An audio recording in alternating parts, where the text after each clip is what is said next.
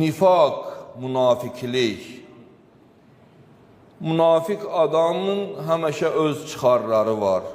O öz çıxarları üzərində yaşayır. Onun üçün fərq eləmir. Bu batildir, bu haqdır. Görürsən, cəmiyyətdə də var da münafiq adamdır. İki üzlü adamdır. Onun üçün haqla batil meyar deyil. O sadəcə öz hədəflərinin, maraqlarının arxasındadır. Buna Quran nifaq deyir, münafiklik deyir, iki üzlülük. Allah Quran-ı Kərimdə Peyğəmbərə buyurur ki, onların zahirləri səni təəccübləndirməsin. Onlar deyir, çürümüş kötüyə bənzəyirlər deyir, onlara söykənmədir, onlara söykənmək olmaz.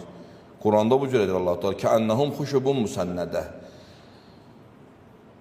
Əgər düşmənçiliyə qalan yerdə Ömər Səd ki, rey hakimiyyətini ona söz vermişdilər, Ömər Səd əgər məntiqlə baxsaq, gərək İmam Hüseyin əleyhissalamın qoşununda olaydı. Çünki Ömər Sədin atası Səd-i Vəqqası Muaviyyə öldürtdürmüşdü. Çünki Yecidin vəliyi əhdiliyini qəbul eləməyən şəxslərdən biri də Səd-i Vəqqas idi. Amma harada yer almışdı? Yecidin qoşununda yer almışdı. Niyə? Çünki o reyin havasında idi. Ona fərq eləmirdi ki, onun atasını Muaviyyə öldürtdürüb, ya başqası öldürtdürüb.